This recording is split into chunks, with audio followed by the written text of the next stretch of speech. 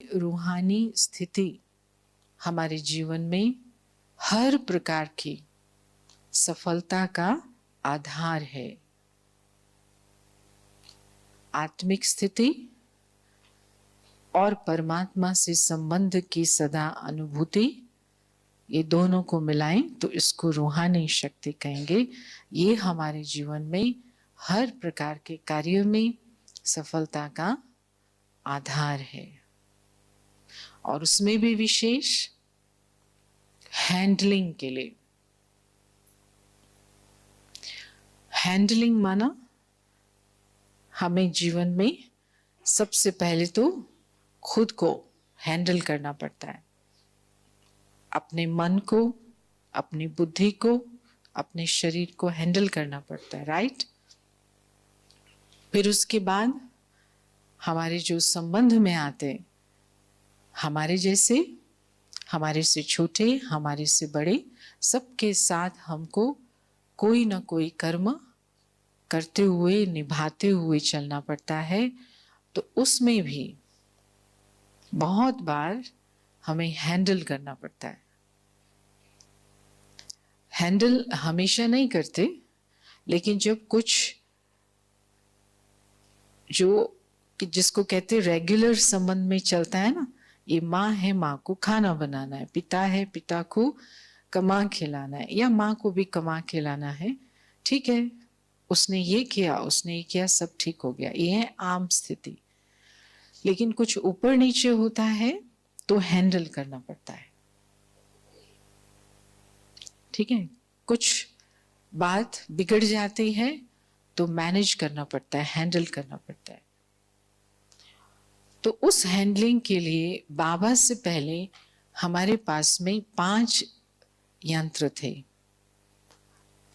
वो बाबा ने, जैसे ही हम बाबा के पास आए, बाबा ने उनको कहा भूत, 5 भूत, ये जिनसे आप अपनी गृहस्थी चला रहे थे, जिनसे आप अपने कार्य कर रहे थे, बच्चे, ये हैंडलिंग का यथार्थ तरीका नहीं है। क्रोध से चलाना, लोभ से चलाना, अहंकार से चलाना, दबा करके चलाना, रिश्वत दे के चलाना, किसी को रिजेक्ट करके अपने काम कर लेना, ये सब देह अभिमान वाले बाबा ने कहा पाप कर्म है। और रूहानी हैंडलिंग अर्थात रूहानी शक्तियों, अष्ट शक्तियों द्वारा और आत्मा के जो दिव्य गुण हैं उनका प्रयोग करके आपको अपने हर काम अभी करने। रूहानी शक्तियां और दिव्य गुण, ये बाबा ने यंत्र हम बच्चों को दिए। तो यंत्र लेने के बाद किसी भी दुकान से हम स्थूल यंत्र भी लेके आते, साधन लेके आते, तो उसको चलाना आना चाहिए। आजकल साइंस बहुत एक्सपर्ट हो गई है, तो इस कारण बहुत से साधन सिर्फ एक बटन पर आधारित होते हैं। आप बटन दबाओ और वो काम कर लो, जिससे कि सब खरीद के जाएं। मुश्किल होगा तो नहीं खरीदेंगे, है ना? आपके पास मोबाइल, सबके बस बटन दबाया, बच्चे भी उसको रेगुलेट कर लेते। तो उसमें ज्यादा सीखने की जरूरत नहीं पड़ती, लेकिन फिर भी हर यंत्र के साथ कोई ना कोई सावधानी का, या उसको चलाना कैसे है उसका डिटेल आता है, उसको इंस्ट्रक्शन मैनुअल कहते हैं। तो इसी प्रकार रूहानी शक्तियां, अष्ट शक्तियां और दिव्य गुण कैसे प्रयोग करने हैं, कौन सी स्थिति में प्रयोग करने हैं, कब प्रयोग नहीं करने हैं, किसके साथ प्रयोग करने हैं, वो सारा इंस्ट्रक्शन मैनुअल है बाबा की मुरली। लेकिन वो बहुत सारी मुरलियां हैं, जब तक कोई वो मुरली पढ़े, हो सकता है वो गलत यूज कर ले।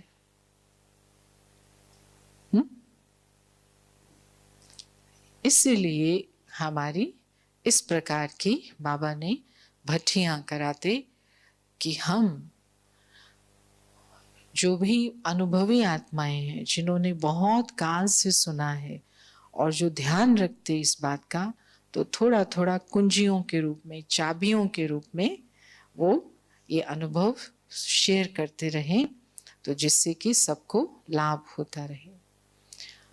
तो अष्ट शक्तियों द्वारा जो हैंडलिंग है, रूहानी हैंडलिंग, उसमें से आज मैं 2 या 3 शक्तियों की बात करूंगी। परखने की शक्ति, समाने की शक्ति। परखने के साथ निर्णय तो आता ही है, लेकिन विशेष रूप से परखने की, समाने की और निर्णय करने की, सहन करने की। सहन और समाना, परखना और निर्णय करना। और दिव्य गुणों में से मुख्य रूप से पवित्रता, मधुरता, और उसके साथ है सच्चाई। सच्चाई के अंदर कई बातें आती हैं, सफाई, ईमानदारी, ये सब भाई बहन है। तो इन कुछ गुणों के द्वारा, वास्तव में तो सब गुण चाहिए हमको अपने कार्य को हैंडल करने के लिए, लेकिन ये मुख्य रूप से, बाकी आपके पास कुछ हो ना हो, लेकिन अगर ये हैं तो आप मैनेज कर लोगे। तो सबसे पहले बात आती है परखने की।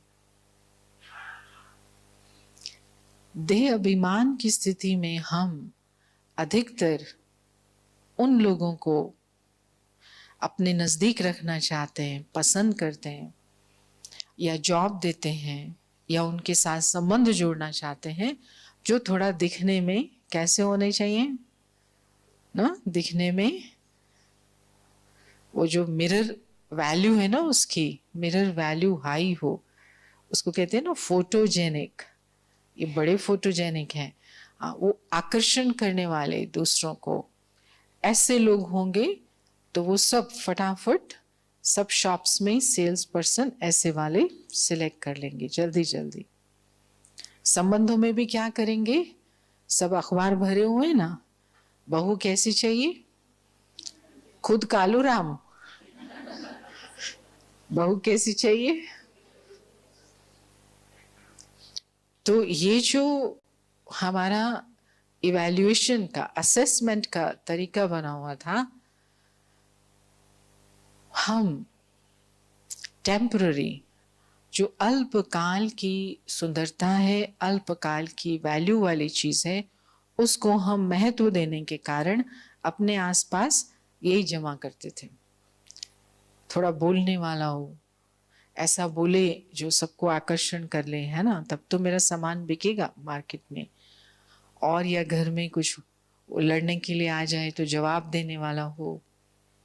ये मेरी छोटी बेटी तो ऐसे ही है, चुप रहती है, अब मेरी बड़ी बेटी ठीक है, कोई बोल के तो दिखाए उसके सामने। हाँ, वो बड़ी बेटी अच्छी है क्योंकि वो झगड़ने में अच्छी है, और जो चुप है। तो यहाँ पर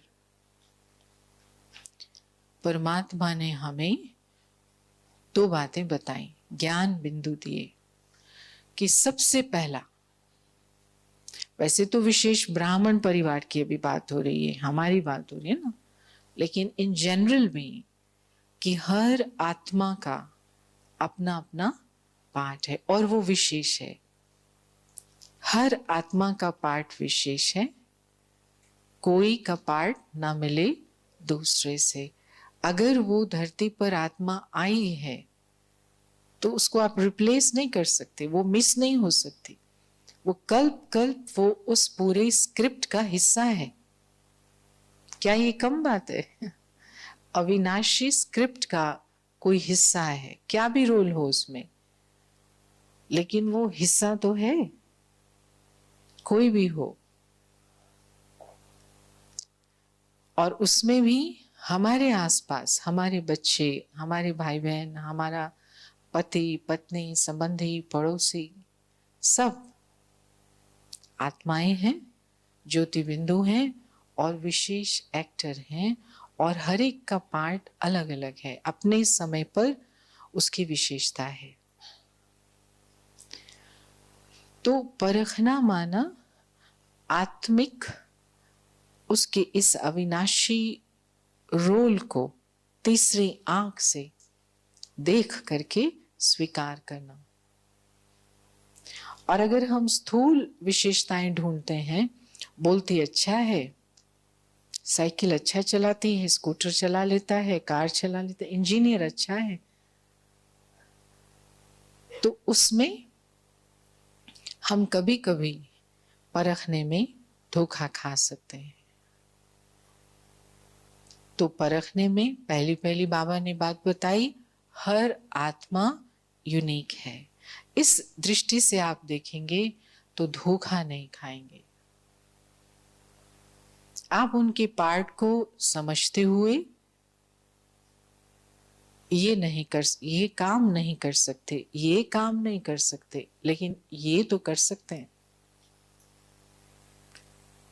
तो हम कभी भी अपना जो परिश्रम है, मेहनत है, वो अननेसेसरी किसी को बदलने में नहीं लगाते।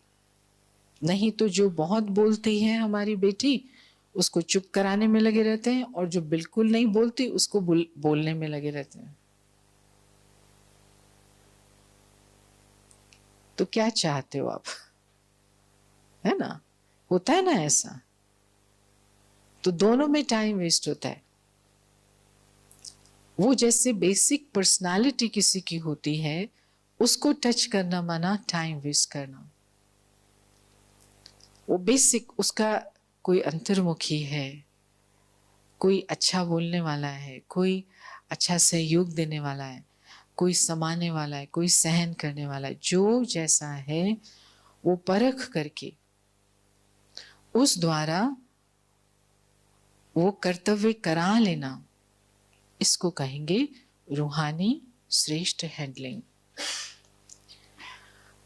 वो ऐसा है और आप जीवन भर उसको बदलने में लगे हैं, और जो काम वो कर सकता था वो भी करने आप नहीं देते, या आपको कराना ही नहीं आता। तो जीवन का जो समय है, अनमोल जीवन है, वो व्यर्थ हो जाता है। अब बाबा की जब सेवाएं विदेशों में शुरू होती हैं, तो विदेश माना क्या हुआ? वैसे तो भगवान की सारी दुनिया है और सब बच्चे भगवान के हैं, लेकिन भारत के हिसाब से विदेश कहेंगे। भारत भूमि जहाँ परमात्मा स्वयं आकर ज्ञान देते, उसके हिसाब से विदेश कहेंगे। तो बाबा के बच्चे जब वहाँ पर आते हैं, तो एक होता है ट्रेडिशनल बिहेवियर, कि कोई आध्यात्मिक व्यक्ति होगा, उसको देख के थोड़ा भावना से मिलेंगे, हाथ जोड़ेंगे। तो वहां तो ये भावना का प्रदर्शन हो ही नहीं सकता, आप एक्सपेक्ट ही नहीं कर सकते। हाँ, अगर आप आध्यात्मिक पर्सनालिटी के रूप में प्रसिद्ध हो जाते, आपने ऑलरेडी बहुत सेवा कर ली, तो वो सब आपके प्रति भाव रखते। लेकिन शुरू किया है अगर आपने वहां काम, उन्हें पता ही नहीं है ब्रह्मा कुमारी क्या है, तो ऐसे में कोई भावना नहीं दिखाएंगे। तो सभा में ज्ञान सुनने के लिए आए, अभी ये सारी की सारी सभा ऐसे फोकस होकर के ऐसे देख रही है।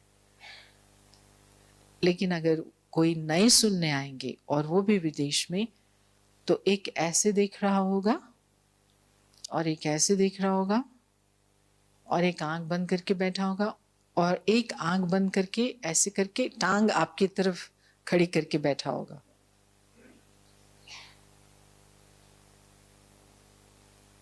तो देह भान में तो आप कहेंगे इसको निकालो बाहर, होता है ना, पहले इसको निकालो बाहर, ये कौन से लोग आ गए।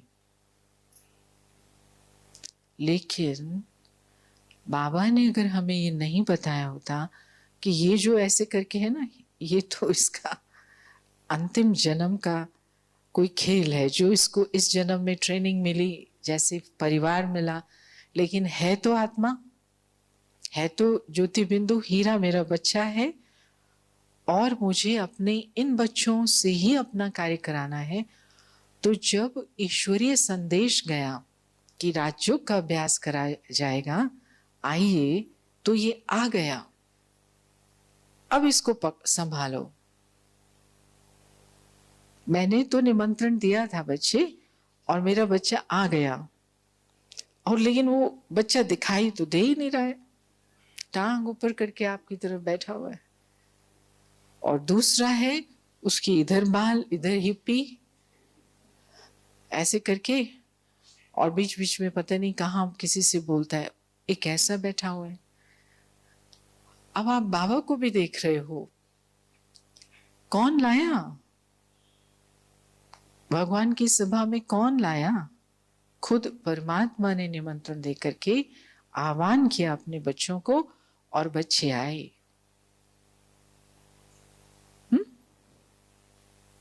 अब बच्चे संभालो।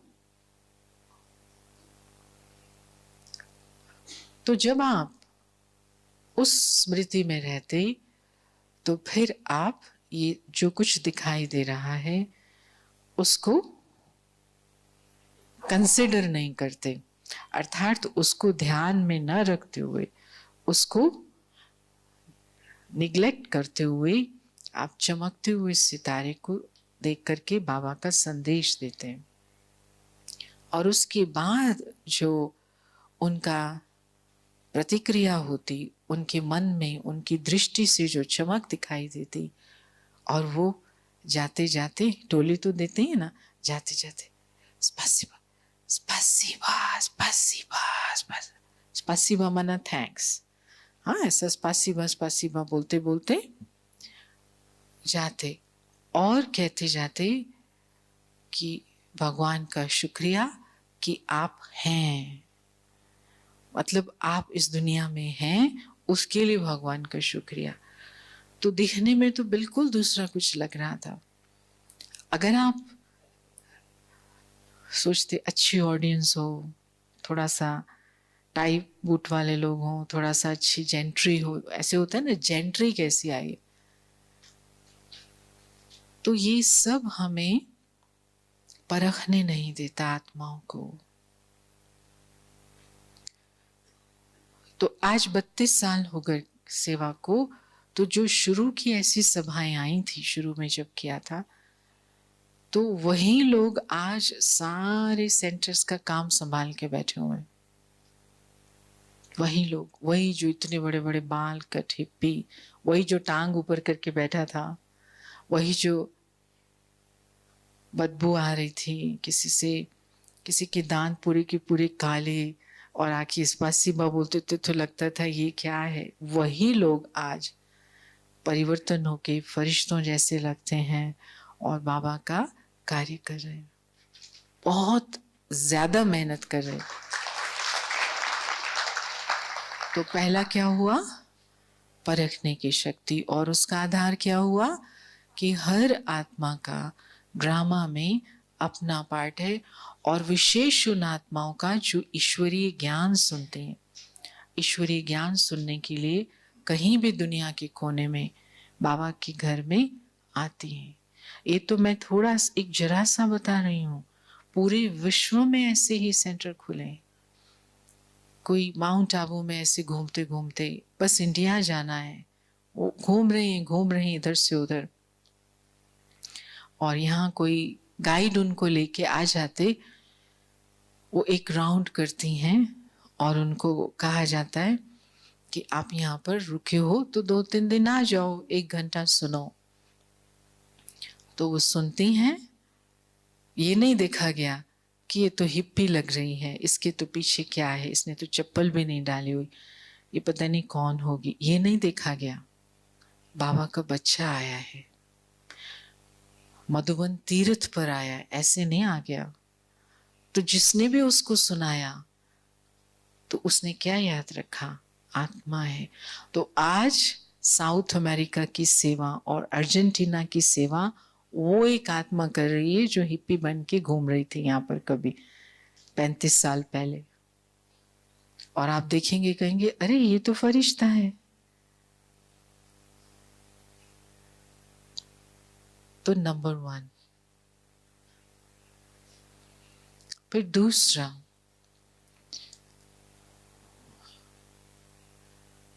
कौन क्या है, उसके लिए बाबा ने, कौन सी आत्मा क्या है, बाबा ने एक निशानी बताई कि जिनका बाप के प्रति दिल से प्यार है, ईश्वर के प्रति दिल से प्यार है, वो आत्मा नजदीक है बाप की। तो ऐसा भी होता है कि कोई कोई का आपके प्रति प्यार नहीं होता, उनको आपकी कोई जैसे बात ऐसी दिखाई देती है या उनकी पसंद अपनी है, लेकिन ईश्वर से बहुत प्यार है, बाबा से बहुत प्यार है उनको।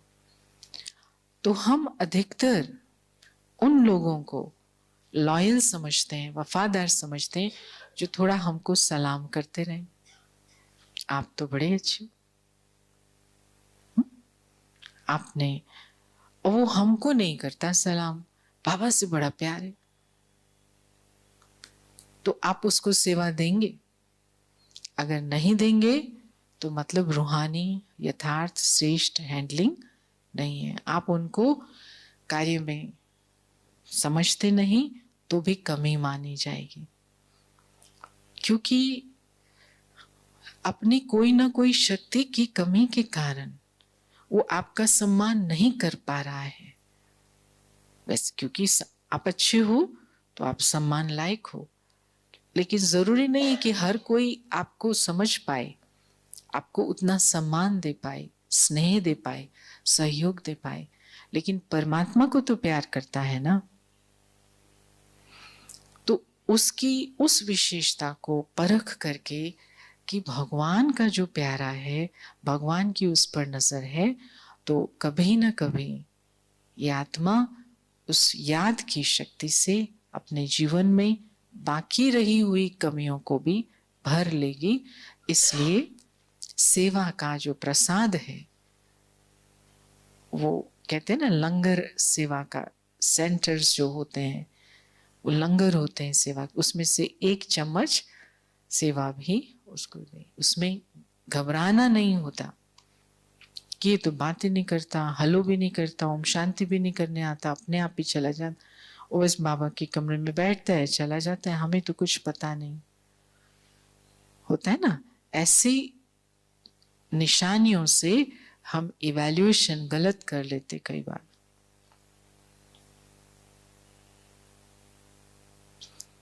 तो परखने की शक्ति में दूसरा कौन सा, बाबा ने बताया कि जिसका परमात्मा से सच्चा स्नेह है, उस परमात्मा की समीप आत्मा है और उसमें शक्ति आ सकती है योग के द्वारा। तो उनको अगर हम सहारा देते हैं, समझ करके उनको समय पर सहयोग देते हैं। फॉर एग्जाम्पल, जैसे मधुबन में होता है ना, बड़े बड़े कार्यक्रम होते हैं। अभी हम सब इधर से उधर, जब से ज्ञान सरोवर बना, पहले तो पांडव भवन था, बाबा का घर पांडव भवन, बस 24 घंटे यहाँ पर। फिर ज्ञान सरोवर बना तो फिर सब विदेशियों को वहां पर ही भेजा जाता है, यहाँ पर तो आ नहीं सकते रहने के लिए। आपको तो बधाई हो, आप रह रहे हो, ठीक है, अभी तो बहुत साल हो गए। तो फिर धीरे धीरे गाड़ियों की भी जरूरत पड़ी, क्योंकि देख रहे हो ना, धूप है तो पैदल चल के थोड़ी जाएंगे, 4 बार आना है, 5 बार आना है, क्लास करानी, और गाड़ियां होंगी तो उनको ड्राइव करने के लिए भी होने चाहिए। तो कोई ना कोई तो निमित्त होता है ना, जिसके पास गाड़ियां रखेंगे, वो सेट करेंगे, जब हम आएंगे यूज करेंगे। तो प्लैटिनम जुबली जब हुई विद्यालय की, दिल्ली में बहुत बड़े प्रोग्राम थे, तो ये डिसाइड किया गया कि रशिया का ग्रुप है जो डिवाइन लाइट कल्चर ग्रुप, वो भी आएगा। तो हमें बहुत सारा सामान, कम से कम 200 किलो ड्रेसेस अपने साथ सब लेके जाना था, और 10 जगह प्रोग्राम थे 10 दिन में, बड़े बड़े, और हर एक प्रोग्राम में 75,000 से लेकर 1 लाख लोग आने वाले थे। तो मतलब जिम्मेवारी बड़ी थी। हर प्रोग्राम में मिनिस्टर आने वाले थे, आए। ये तो अभी पास्ट हो गया ना। और हमें बिल्कुल टाइम पर पहुंचना था, तो बसेस अरेंज की गई थी। तो फिर मुझे ये आया कि अगर हम अपनी गाड़ी ही यहाँ से ले जाते हैं, तो जो समझा हुआ व्यक्ति है, जो हमारे साथ ऑलरेडी इतने समय से काम कर रहा है, तो वो संभाल लेगा। हम जल्दी से बैठे, चले गए, और काम सहज हो जाएगा। तो इसलिए रिक्वेस्ट किया कि गाड़ी के साथ इसी भाई को, इस आत्मा को भेज दें। लेकिन जिसको डिसाइड करना था, उसको आया कि ये फिर जाएगा दिल्ली का, इस कैसे, मतलब कुछ मन में आने के कारण उसने उस आत्मा को भेजा जिसको हिंदी भी नहीं आती, बोलना भी नहीं आता, कुछ पता ही नहीं, कभी माउंट आबू से बाहर नहीं गए, एकदम नया, और न देखे न बोले न कुछ करे। अच्छा, उसने अपनी तरफ से क्या सोच के ये किया, वो तो बाबा जानता है। लेकिन हमें जो एकदम, जिसको कहते हैं ना, इंटेंस यूज करना था गाड़ी का, जिस प्रकार से हर कोने में चले जाओ, कोई भी हमें इंतजार नहीं करना पड़े, अब वो तो बहुत बड़ी परीक्षा आ गई। एक शब्द बोलो, आत्मा समझती नहीं है, और स्ट्रेस में, दुखी, बहुत बहुत अजीब सी हालत थी। तो लेकिन बाबा बाबा बाबा का बच्चा, 1% भी मार्जिन नहीं कि आप कुछ कंप्लेंट करो ड्रामा से, बाबा से, या उसने ऐसा क्यों किया। बस कौन सा संकल्प, हर एक का ड्रामा में अपना पार्ट है। हर एक बाबा का बच्चा हीरा है, एक ऐसे जिसको कहते हैं संकल्प पकड़ के। चाहते तो रिजेक्ट कर सकते थे, पूरा अधिकार था। चाहते तो डिमांड कर सकते थे, नो आप इसको नहीं भेज सकते, इसको कर सकते थे, लेकिन नो, ये हो जाएगा। फेवरेट को अपने साथ लेना, वो तो सहज होता है ना। फेवरेट माना जो अच्छा काम करना जानते हैं, जो आपका अच्छा सहयोग करते हैं। हाँ भाई, इनको ही भेजो, कर सकते थे लेकिन नहीं किया। तो 10 दिन की जो उस आत्मा ने, मतलब वो तो बिल्कुल अंदर कुछ नहीं मान, लेकिन वो हमको जो देखा, हम दिन रात लगे हुए थे, काम कर रहे हैं, कुछ नहीं कंप्लेन, खाने का पता नहीं। मैं समझती हूँ मैंने 10 दिन सिर्फ जूस पिया, खाने तक का भी टाइम नहीं था। तीनों दादियाँ उस समय वहाँ थी, ORC में थी, डाइनिंग तक में भी नहीं गए। वो बोलते थे ये कहाँ है कहाँ है, सिर्फ जूस पी के चलाया। तो वो जैसे देख करके आत्मा को शक्ति मिली, और वो एकदम खुल गया कुछ पार्ट, और बदल गई वो आत्मा। और कितना सुंदर मेहनत करके अभी क्या सेवा कर रहे। और अगर उस समय दुखी होकर रिजेक्ट कर देते, या सोचते ये हमको तंग कर रहे हैं, तो फिर हम हैंडल नहीं कर पाते सिचुएशन को। तो इसमें कौन सी शक्ति यूज हो गई, सहन की शक्ति। तो सहन माना परेशान होना नहीं, दुखी होना नहीं। सहन माना वो जितनी भी उसकी आ रहा है प्रतिरोधक शक्ति, विरोधक शक्ति, अपोजिट पावर जो आ रही है, वो आप खड़े हो गए स्ट्रॉन्ग, बस इट्स फाइन। हमें टक्कर नहीं लेनी, कन्फ्लिक्ट नहीं करना है, टकराव नहीं करना है। तो क्या हुआ, फिर चमत्कार देखा कि जब शक्ति रूहानी प्रयोग होती है सहन करने की। और आज पहली बार है, प्लेटिनम जुबली को कितने साल हो गए, लगभग 10-11 साल हो गए। 11-12 साल में आज ही आपसे बात कर रहे हैं, कभी किसी से ये बात ही नहीं की, क्योंकि अब तो वो जैसे एक उदाहरण के रूप में हो गया, अब कोई वो सिचुएशन के रूप में नहीं है वो बात। तो स्टडी करते हैं ना, उसमें एग्जाम्पल्स देते हैं, तो अभी एग्जाम्पल्स के रूप में है, तो बात कर रहे हैं। तो सहन भी और समाना भी। तो एक तो बाबा के पास अच्छा था ही ड्राइव करने वाला, और दूसरे को आपने सहन समा करके तैयार कर दिया, तो बाबा क्या कहेगा? नाइस बच्ची नाइस, आई एम हैप्पी।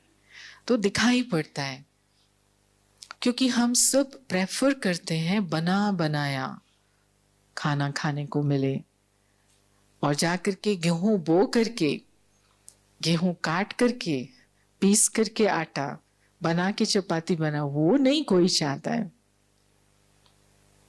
बना बनाया, बना बनाया वातावरण हो, बना बनाया। सब चाहते हैं ना मधुबन में रह जाए, सब चाहते हैं ना मधुबन में रह जाए। मेरे को क्यों भेज रहे हो रशिया में, भारत में बाबा आप आए हुए हो और मुझे वहां भेज रहे हो, मेरे को वहां पर क्यों देश निकाला दे रहे हो? तो अच्छा, फिर बाबा कहते बना बनाया खाना है क्या? बना बनाया सबको खाना है? नहीं, बनाओ ना। एक मधुबन मैंने बना दिया, एक मैं आपके साथ चलता हूं, दोनों मिलके बनाएंगे, चलो ठीक है ना। दादी जानकी ने किया ना ये, लंदन को ऐसा बनाया, सैंपल बनाया। फिर हम सबको तो सिर्फ कॉपी करनी है, हमें तो कुछ नहीं करना, मेहनत तो इन्होंने की।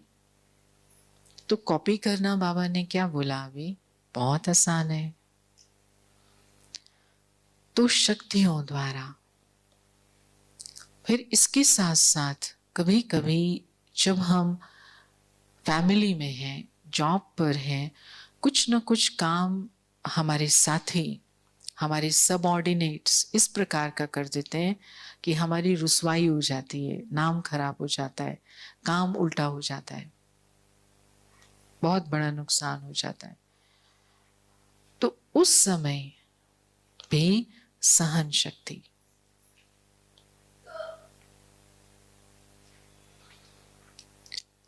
उसके लिए हर एक को अपने जीवन में पुण्य कर्मों के खाते जमा करके रखने हैं। क्योंकि आपके शरीर में यहां बाहर कुछ भी हो जाए मैनेज हो जाएगा, लेकिन अंदर के ऑर्गन से कुछ गड़बड़ हो गई, लंग्स में कुछ चला गया, हार्ट में कुछ चला गया, तो हैंडल करना बड़ा मुश्किल हो जाता है। तो जो हमारे नजदीक के लोग होते, बिल्कुल बहुत नजदीक के, वहां कुछ प्रॉब्लम आ गई,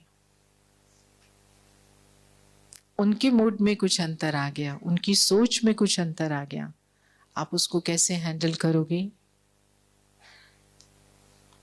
तो वहां पर भी सहन शक्ति, क्योंकि हर आत्मा के अपने अपने कर्मों के खाते हैं।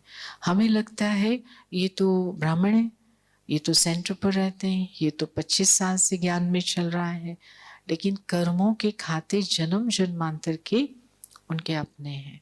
तो अभी जब उनका वो टाइम पास हो रहा है ना, उस समय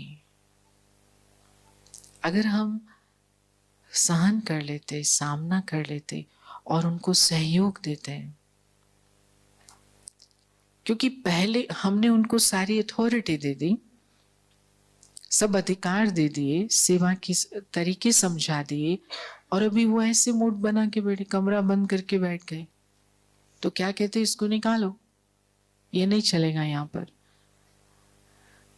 कहाँ निकालो, कहाँ जाएंगे?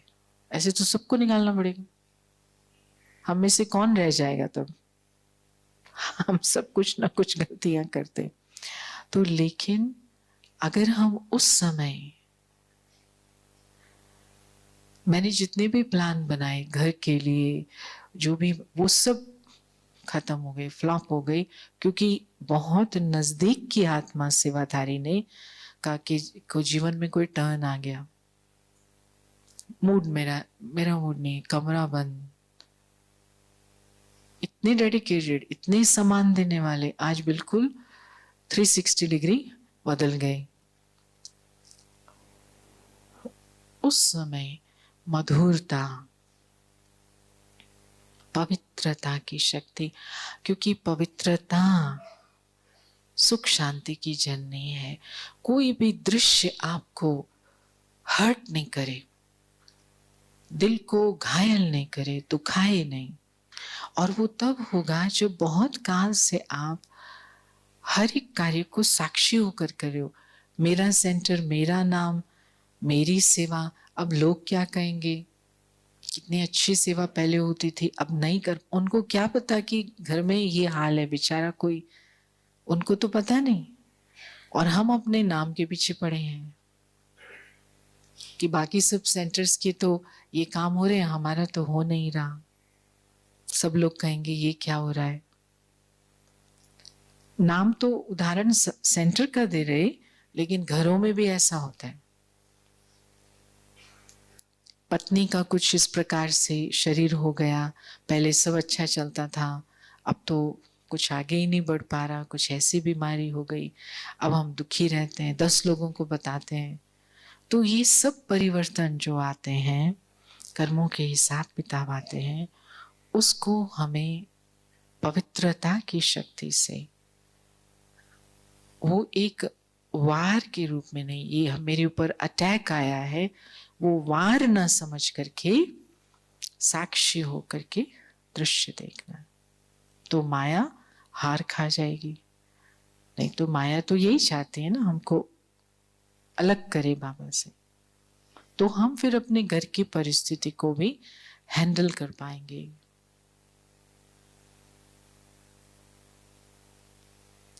जगह जगह बैठ करके उसके बारे में बात नहीं करेंगे, उसको समस्या नहीं समझेंगे। अगर हम इस प्रकार से देखें तो समस्या वास्तव में तो कोई है ही नहीं। फिर बहुत सारी सिचुएशंस इसके कारण ठीक हैंडल नहीं हो पाते हैं। ये क्या है?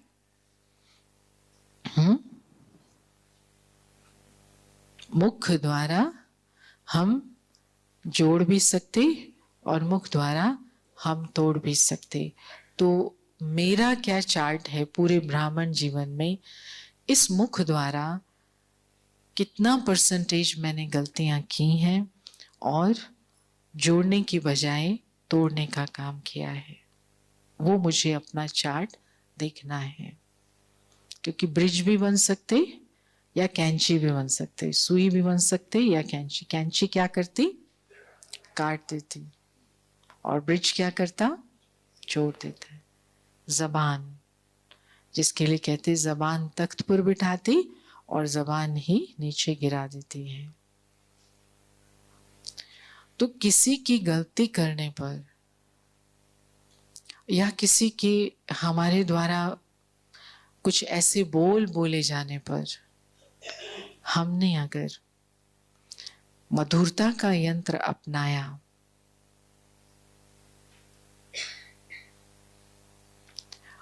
तो उस समय किसी को दिखाई देगा कि देखो इनको हमने ठीक कर दिया, तभी ये थोड़ा सा अभी ढंग से बोल रहे हैं हमारे से, ऐसा होगा नहीं।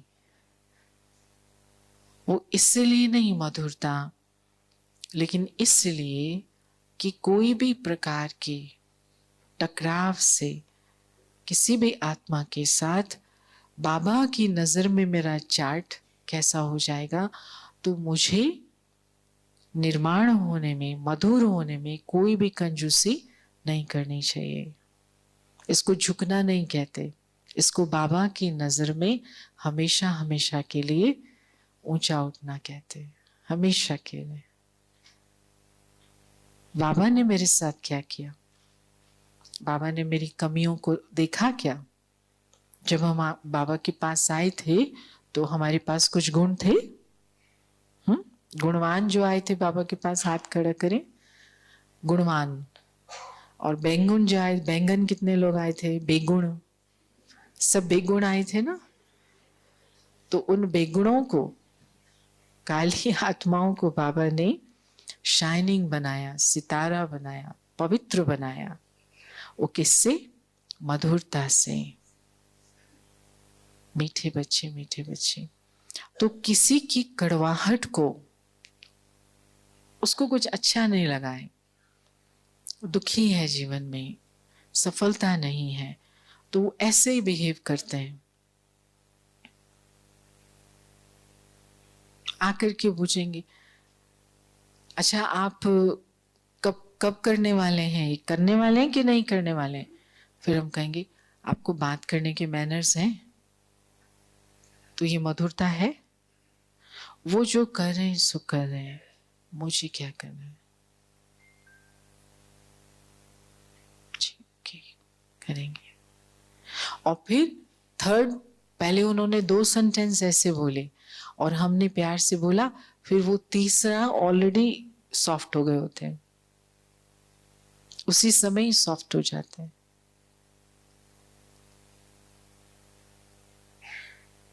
तो ये कोई आर्टिफिशियल मिठास नहीं है जो हमको वो हॉस्पिटैलिटी बिजनेस में, होटल मैनेजमेंट में सिखाई जाए कि आप अपने क्लाइंट से मीठा बात करो, प्यार से करो, नहीं तो भाग जाएंगे।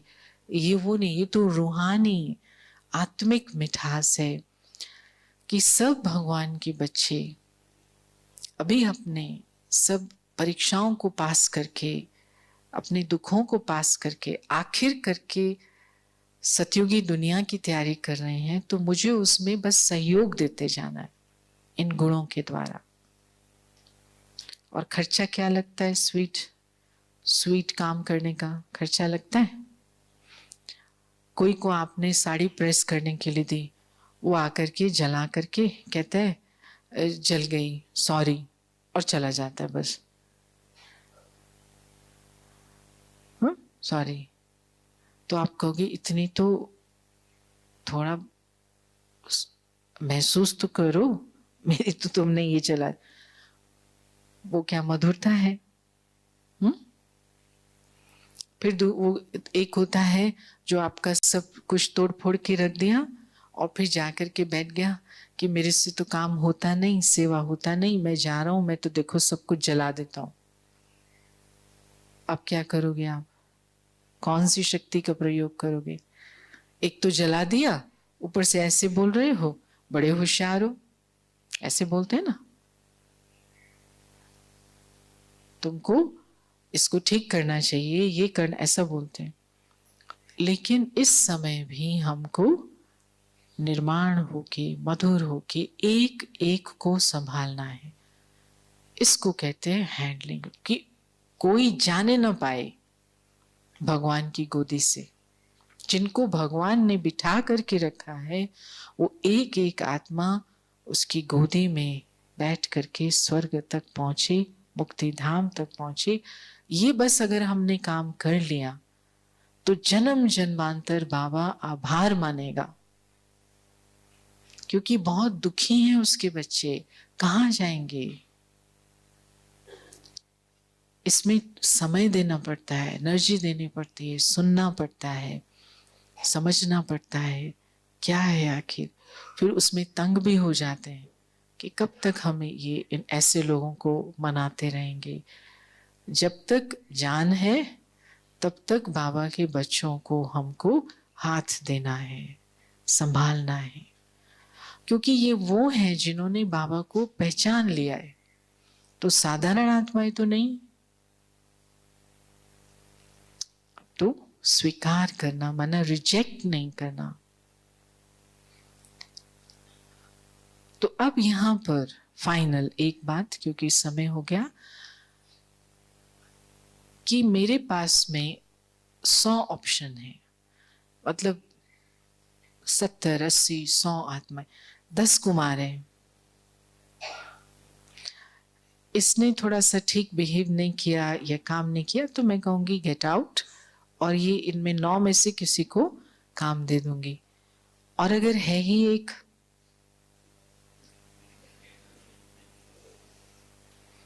क्योंकि पूरे विश्व में देवताएं भीड़ के रूप में तो नहीं गए, 33 करोड़ तो कहाँ हैं? यहाँ है ना। बाकी पूरे विश्व में तो गुलाबाशी जैसे देवताएं चले गए, उनके पीछे हमें भागना पड़ा। ठीक है ना। बाबा ने कहा जाओ, घोड़ों को दौड़ाया, पकड़ के आओ मेरे बच्चों को। ठीक है कि नहीं? तो अब वो गुलाबाशी जैसे थोड़ी थोड़ी बूंदे वाले बच्चे तो रिजेक्ट कर सकते हैं। तो इसलिए नहीं कि कोई और नहीं है, लेकिन इसलिए कि बाबा ने मेरे साथ भी ये किया, मुझे भी वो रिजेक्ट कर सकता था। ये तो कुछ जानती नहीं, अभी आई है नहीं, मैं इसके साथ क्या माथा खपाऊंगा, मेरे पास ये पुरानी है ना, दादियां हैं ये सब, इनसे मैं काम चला लूंगा। लेकिन उसने कैसी भी आई, छोटी मोटी खोटी, उस सबको प्यार देके दृष्टि तो मेरी होकर के संभाला। फिर उसके बाद benefit of quantity, benefit of quantity माना क्योंकि मेरे पास 9 है इसलिए मैं रिजेक्ट खुशी खुशी करती हूँ, और बहुत जो बिल्कुल तैयार है उसको ये बेनिफिट ऑफ क्वांटिटी अगर मैं आज ले लूंगी और रिजेक्ट करती जाऊंगी, तुमने जरा सा भी गलती की ना, तुमको हम निकाल देंगे, हमारे पास और लोग हैं काम करने वाले। तो भगवान हमको जिस समय हमें उसके हाथ की जरूरत होगी जिंदगी में, उस समय बाबा का हाथ ऐसे नहीं होगा, फिर वो ऐसे हो जाएगा। किसी को भी इसलिए रिजेक्ट करना क्योंकि हमारे और लोग आ जाएंगे, पाप है ये। गलती हो गई, एक बार हो गई, आपने भी तो कितनी की होंगी, उनको समाना पड़ता है, सहयोग देना पड़ता है, इंस्ट्रक्शन देनी पड़ती है, 1 बार 2 बार 10 बार। जल्दी जल्दी रिजेक्ट करना ये रावण का कल्चर है। वो देखते हैं ना आप, वो 400 लोगों को इंटरव्यू के लिए बुलाएंगे और 2 को सिलेक्ट करेंगे, 398 को तुमने रिजेक्ट किया, किसने तुमको अधिकार दिया था? इतने पढ़े लिखे अच्छे अच्छे, किसी माँ के तो सपूत होंगे, लाडले होंगे, उनके दिल को तुमने रिजेक्ट, तो बुलाए क्यों था? अपनी खुशी के लिए, कि दिखाने के लिए हमारे पास जॉब देने की ताकत है। तो क्या आप उनके भाग्य के मालिक हो गए? तो ये रावण है, बहुत दुख देता है। तो अगर हमारे पास में, मैं माँ हूं घर में, बाप हूं, मेरे पास अथॉरिटी है डिसीजन लेने की, यहाँ हम सेवाधारी हैं, सेंटर्स पर हैं, मधुबन स्वर्ग आश्रम में हैं, कोई को भी इस प्रकार से अथॉरिटी का मिसयूज करके जल्दी जल्दी रिजेक्ट करके करने को यथार्थ हैंडलिंग, रूहानी हैंडलिंग बाबा नहीं देखते। तो बाबा हमें रोज मुरली में इसलिए समझ दे के तैयार करते हैं कि हम अपने इस सारे कार्य को विश्व के सामने एक सैंपल बना करके चलें।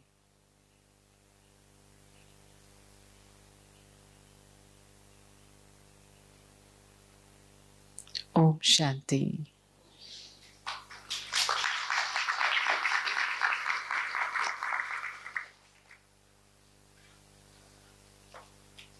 तो अभी बाबा की याद में बैठेंगे और यही संकल्प लेके बैठिए कि मैं आत्मा जहां भी हूं, मैं अपने सहन की शक्ति, समाने की शक्ति, परखने की शक्ति, मधुरता, पवित्रता से सब आत्माओं को बाबा के साथ जोड़े रखूंगी। किसी की भी गलतियों को देख करके मैं अपने धैर्य को नहीं छोड़ूंगी। ठीक है, इस स्थिति में अभी बाबा की याद में बैठी।